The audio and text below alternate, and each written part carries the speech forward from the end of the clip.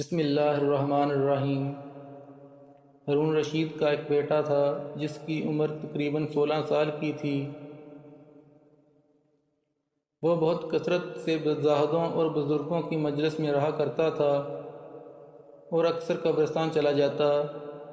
وہاں جا کر کہتا کہ تم لوگ ہم سے پہلے دنیا میں تھے، دنیا کے مالک تھے، لیکن اس دنیا نے تمہیں نجات نہ دی حتیٰ کہ تم قبروں میں پہنچ گئے۔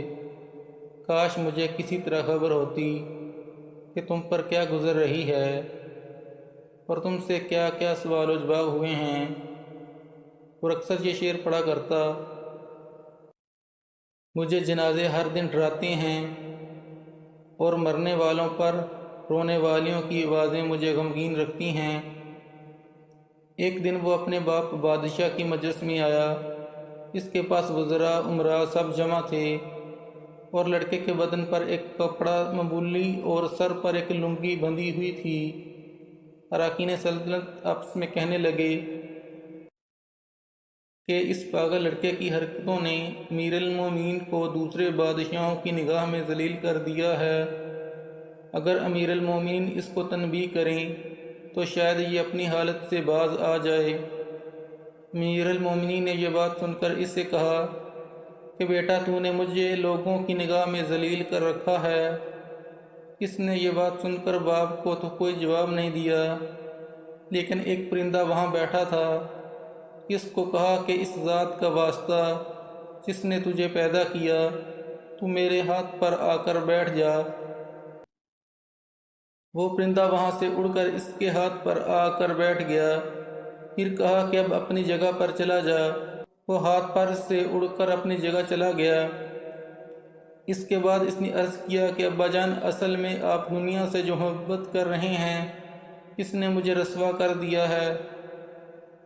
اب میں نے یہ ارادہ کر لیا ہے کہ آپ سے جدائی اختیار کر لوں۔ یہ کہہ کر وہاں سے چل دیا اور ایک قرآن شریف صرف اپنے ساتھ لیا۔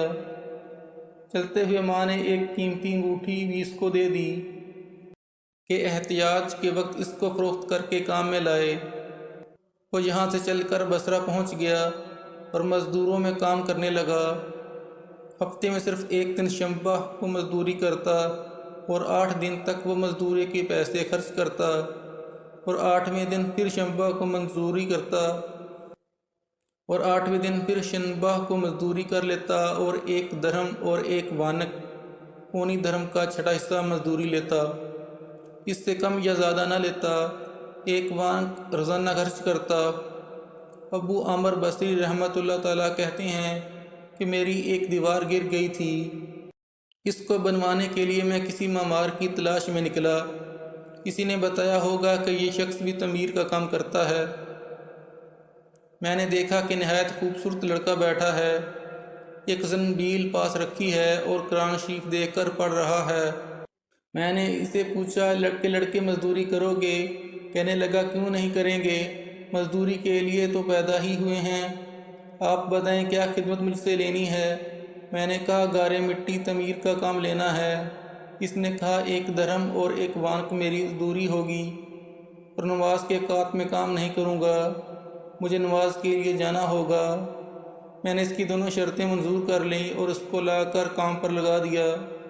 مغرب کے وقت جب میں نے دیکھا تو اس نے 10 آدمیوں کی بقدر کام کیا۔ میں نے اس کو مزدوری میں 2 درہم دیے۔ اس نے شرط سے زائد لینے سے انکار کر دیا اور 1 درہم اور 1 وانق لے کر چلا گیا۔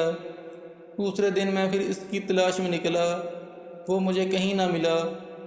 میں نے لوگوں سے تحقیق کیا کہ ایسی ایسی صورت کا ایک لڑکا مزدوری کیا کرتا ہے، کسی کو معلوم ہے کہ وہ کہاں ملے گا؟ لوگوں نے بتایا کہ وہ صرف شنبہ ہی کے دن مزدوری کیا کرتا ہے، اس سے پہلے تمہیں کہیں نہیں ملے گا۔ مجھے اس کے کام کو دیکھ کر ایسی رغبت ہوئی کہ میں نے 8 دن تک اپنی تعمیر بند کر دی اور شنبہ کے دن اس کی تلاش میں نکلا۔ وہ اسی طرح بیٹھا قرآن شریف پڑھتا ہوا ملا۔ میں نے سلام کیا اور مزدوری کرنے کا پوچھا۔ اس نے وہی پہلی 2 شرطیں بیان کی، میں نے منظور کر لیں۔ وہ میرے ساتھ آ کر کام میں لگ گیا۔ جس پر حیرت ہو رہی تھی کہ پچھلے شنبہ کو اس اکیلے نے 10 آدمیوں کا کام کس طرح کر لیا۔ اس لیے اس مرتبہ میں نے ایسی جگہ چھپ کر کہ وہ مجھے نہ دیکھے۔ اس کے کام کرنے کو طریقہ دیکھا تو یہ منظر دیکھا کہ وہ ہاتھ میں گارا لے کر دیوار پر ڈالتا ہے اور پتھر اپنے آپ ہی ایک دوسرے کے ساتھ جڑتے چلے جاتے ہیں۔ مجھے یقین ہو گیا کہ یہ کوئی اللہ کا ولی ہے اور اللہ کے اولیاء کے کاموں کی غیب سے مدد ہوتی ہے۔ جب شام ہوئی تو میں نے اس کو 3 درہم دینا چاہا۔ اس نے لینے سے انکار کر دیا کہ میں اتنے درہم کیا کروں گا، اور 1 درہم اور 1 وانک لے کر چلا گیا۔ میں نے 1 ہفتہ پھر انتظار کیا اور تیسرے شنبے کو پھر میں اس کی تلاش میں نکلا، مگر وہ مجھے نہ ملا۔ میں نے لوگوں سے تحقیق کیا۔ ایک شخص نے بتایا کہ وہ 3 دن سے بیمار ہے، فلاں ویرانہ جنگل میں پڑا ہے۔ میں نے ایک شخص کو اجرت دے کر اس پر راضی کیا کہ وہ مجھے اس جنگل میں پہنچا دے۔ وہ مجھے ساتھ لے کر اس جنگل ویران میں پہنچا تو میں نے دیکھا کہ وہ بے ہوش پڑا ہے، آدھی اینٹ کا ٹکڑا سر کے نیچے رکھا ہوا ہے۔ میں نے اس کو سلام کیا، اس نے جواب نہ دیا۔ میں نے دوسری مرتبہ سلام کیا تو اس نے آنکھ کھولی اور مجھے پہچان لیا۔ میں نے جلدی سے اس کا سر اینٹ پر سے اٹھا کر اپنی گود میں رکھ لیا۔ اس نے سر ہٹا لیا اور کہا، میرے دوست، دنیا کی نعمتوں سے دھوکے میں نہ پڑ۔ عمر ختم ہوتی جا رہی ہے اور یہ نعمتیں سب ختم ہو جائیں گی۔ جب تو کوئی جنازہ لے کر قبرستان میں جائے تو یہ سوچتا رہ کہ تیرا بھی ایک دن اسی طرح جنازہ اٹھایا جائے گا۔ اس کے بعد اس نے مجھ سے کہا کہ ابو عامر، جب میری روح نکل جائے تو مجھے نہلا کر میرے اسی کپڑے میں مجھے کفن دے دینا۔ میں نے کہا، میرے محبوب، اس میں کیا حرج ہے کہ میں تیرے کفن کے لیے نئے کپڑے لے آؤں؟ اس نے جواب دیا کہ نئے کپڑوں کے لیے زندہ لوگ زیادہ مستحق ہیں۔ یہ جواب حضرت ابو بکر صدیق رضی اللہ تعالیٰ عنہ کا جواب ہے۔ انہوں نے بھی اپنے وصال کے وقت یہی فرمائش کی تھی کہ میری انہی چادروں میں کفن دے دینا، اور جب ان سے نئے کپڑے کی اجازت چاہی گئی تو انہوں نے یہی جواب دیا تھا۔ لڑکے نے کہا کہ کفن تو پرانا ہو یا نیا، بہرحال بسیدہ ہو جائے گا۔ آدمی کے ساتھ تو صرف اس کا عمل ہی رہتا ہے، اور یہ میری لنگی اور لوٹا قبر کھودنے والے کو مزدوری میں دے دینا، اور یہ انگوٹھی اور قرآن شریف ہارون رشید تک پہنچا دینا، اور اس کا خیال رکھنا کہ خود انہی کے ہاتھ میں دے دینا۔ یہ کہہ کر دینا کہ ایک ایسی پردیسی لڑکے کی یہ میرے پاس امانت ہے، اور وہ آپ سے یہ کہہ گیا ہے کہ ایسے نہ ہو کہ اس غفلت اور دھوکے کی حالت میں آپ کو موت آ جائے۔ یہ کہہ کر اس کی روح نکل گئی۔ اس وقت مجھے معلوم ہوا کہ یہ لڑکا شہزادہ تھا۔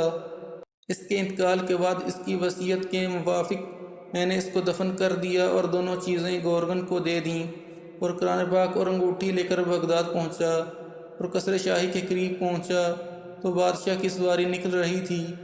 میں ایک اونچی جگہ کھڑا ہو گیا۔ اول ایک بہت بڑا لشکر نکلا جس میں تقریباً 1000 گھوڑے سوار تھے۔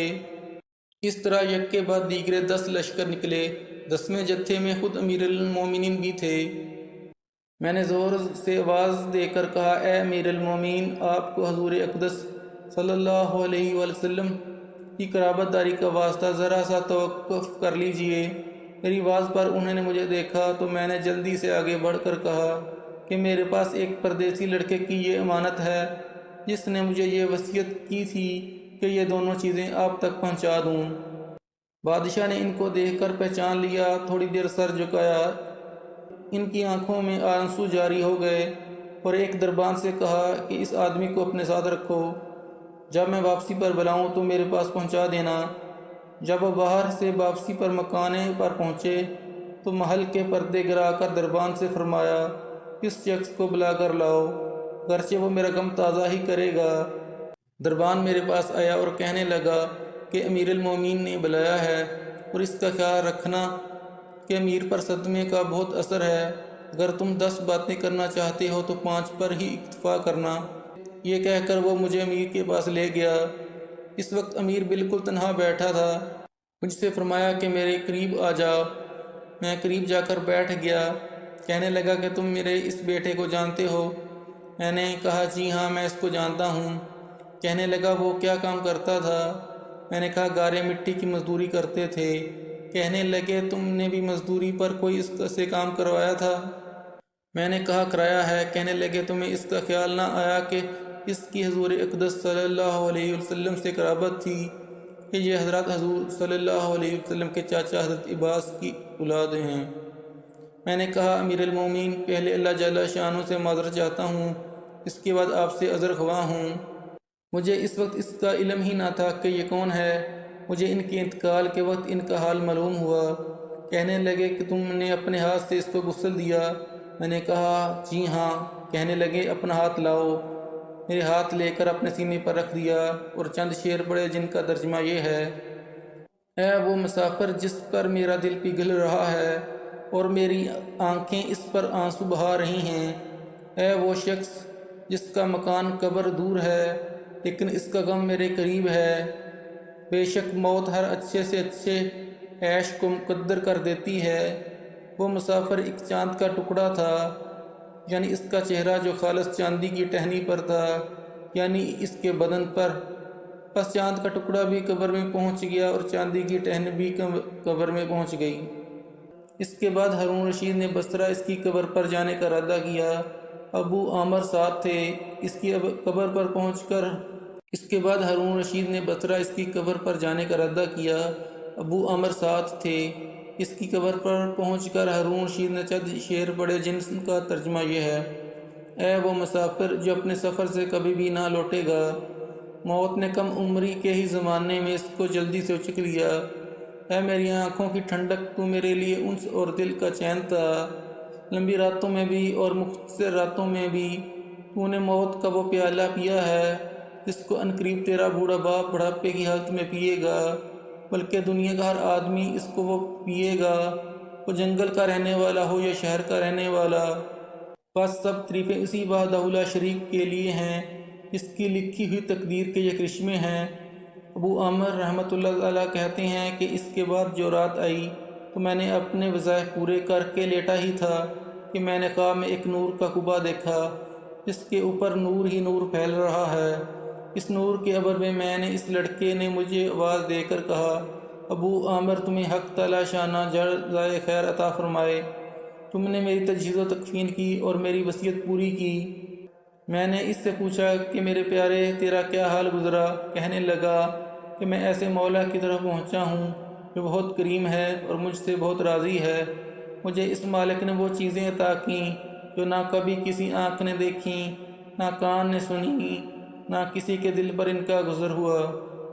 حضرت عبداللہ بن مسعود فرماتے ہیں کہ تورات میں لکھا ہے کہ حق تعالی شانہ نے ان کے لوگوں کے لیے جن کے پہلو رات کو خواب گاہوں سے دور رہتے ہیں، یعنی تہجد گزاروں کے لیے وہ چیزیں تیار کر رکھی ہیں جن کو نہ کسی آنکھ نے دیکھا، نہ کان نے سنا، نہ کسی آدمی کے دل پر ان کا خیال گزرا۔